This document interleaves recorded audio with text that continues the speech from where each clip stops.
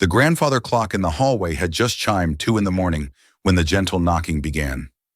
Daniel Matthews paused in his late-night routine of checking on 8-year-old Sophie, wondering who could possibly be at his door at this hour. At 35, Daniel had grown accustomed to the quiet rhythms of single parenthood, where unexpected interruptions usually meant childhood emergencies, not mysterious visitors. The knocking came again, soft but insistent, and Daniel moved toward the front door with the careful caution that came from being solely responsible for his daughter's safety. Through the peephole, he could see a woman standing on his porch, her dark hair damp from the light rain that had been falling all evening. She appeared to be in her early 30s, wearing a simple light-colored dress that seemed inadequate for the cool October night. Even in the dim porch light, Daniel could see that she was shivering, her arms wrapped around herself for warmth. Daniel hesitated for a moment, weighing the wisdom of opening his door to a stranger in the middle of the night. But something about her posture, the way she stood with a mixture of vulnerability and quiet dignity, made him turn the deadbolt and slowly open the door. "I'm sorry to bother you so late," the woman said immediately, her voice soft but clear. "I know this must seem strange, but I was wondering if you could help me. My car broke down about 2 blocks from here, and my phone is dead." Daniel studied her face in the warm light spilling from his hallway. She was beautiful, but it was the kind of beauty that came from genuine warmth rather than careful styling. Her brown eyes held an exhaustion that went deeper than the late hour, and there was something in her expression that tugged at his memory. "Of course," Daniel said without hesitation, stepping back to let her into the warmth of his home. "Come in out of the rain. We can call someone for you, or I can take a look at your car if you'd like." As she stepped across the threshold, the woman looked around his living room with an expression that seemed both grateful and oddly familiar, as if she were seeing something she had expected to find. "Thank you," she said softly, accepting the towel Daniel offered her for her damp hair. "I'm Rebecca Ann Sullivan. And I have to say, this is going to sound strange, but you feel familiar to me somehow." Daniel felt something shift in his chest at her words, a recognition that he couldn't quite place, but that felt surprisingly strong. "I'm Daniel Matthews," he replied, gesturing toward the comfortable couch. "Please sit down. Can I get you some coffee or tea to help you warm up?" "Coffee would be wonderful," Rebecca said, settling onto the couch with the careful grace of someone who had learned not to take kindness for granted. "And Daniel Matthews. That name feels familiar too."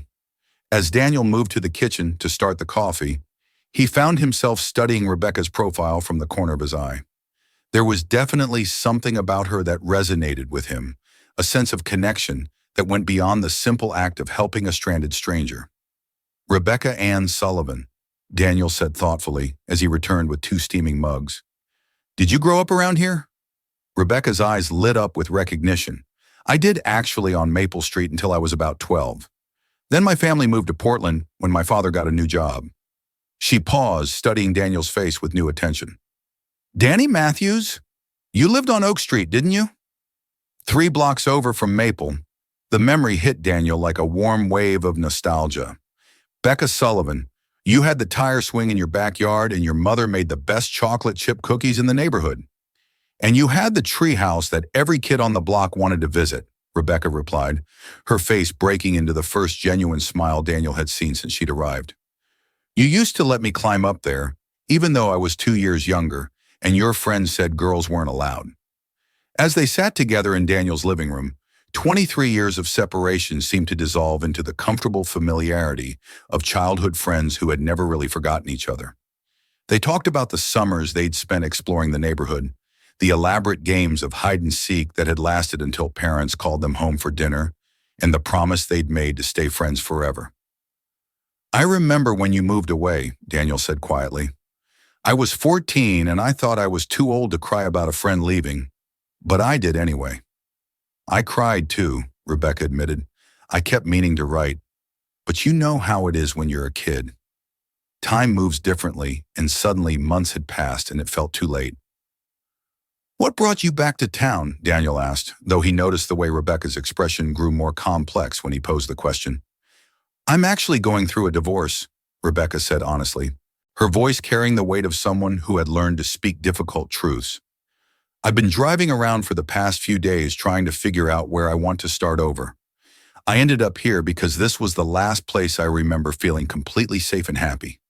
Daniel felt his heart open completely to this woman who had been his closest childhood friend and was now sitting in his living room, beautiful and vulnerable, and somehow exactly the same person he'd said goodbye to all those years ago. Becca, Daniel said gently, you said your car broke down, but is that really why you knocked on my door at 2:00 in the morning? Rebecca looked down at her coffee mug, and Daniel could see tears gathering in her eyes. I drove by this house 3 times tonight, she admitted quietly. I remembered that the Matthews family lived on Oak Street, and when I saw the number 247, I knew it was your house. Something about the way the porch light looked exactly the same as it did when we were kids. So you didn't just happen to break down nearby? No, Rebecca said, looking up at him with complete honesty. My car is fine. I'm fine physically, but I've been driving around for 2 days, feeling more lost than I've ever felt in my life. And when I saw your house, it was like finding home again. Daniel sat down his coffee and moved to sit beside Rebecca on the couch, close enough to offer comfort, but careful not to invade her space. Becca, you said I felt familiar. What did you mean? Rebecca smiled through her tears, reaching out to touch Daniel's hand with the same unself-conscious affection she'd shown as a 12-year-old. I meant that sitting here with you feels like the safest I've felt in years, like coming home to someone who knew me before I learned to be afraid of trusting people. You can stay here tonight, Daniel said without hesitation. Sophie would love to meet you in the morning, and we can figure out what comes next when you've had some rest. Sophie, my daughter, she's 8 and she's inherited the Matthews family tradition of making friends with anyone who needs one. Rebecca's smile grew warmer. I'd love to meet her. And Daniel, thank you for opening your door for the coffee, for making me feel like the scared little girl inside me has somewhere safe to be. Becca, Daniel said softly, you said you came here because it was the last place you felt safe and happy. But maybe it's not the last place. Maybe it's the first place you start feeling that way again. Over the following weeks, Rebecca extended her stay in town, finding a small apartment and a job at the local elementary school, where her gift for connecting with children made her an instant favorite among both students and parents. Daniel and Sophie became her anchor points in this new life she was building, the family she had chosen rather than the one she had left behind. But what surprised everyone, including Rebecca and Daniel themselves, was how naturally they fell into a rhythm that felt less like rediscovered friendship and more like coming home to a love that had been patiently waiting for them to be ready for it. 6 months later, when Rebecca accepted Daniel's proposal in the same backyard where they'd played as children, Sophie was there to present her with a handmade card that read, "Welcome to our family forever." The 12-year-old girl who had knocked on doors looking for adventure had grown into a woman who knocked on doors looking for home, and found that sometimes the best love stories are the ones that begin with "you feel familiar" and end with "you feel like home." Sometimes the most important journeys are the ones that bring us back to where we started, but with eyes clear enough to see what was always meant to be ours. And sometimes the best answer to a midnight knock is simply to open the door and trust that the person standing there shivering and beautiful and somehow familiar might be exactly who you've been waiting for without knowing it.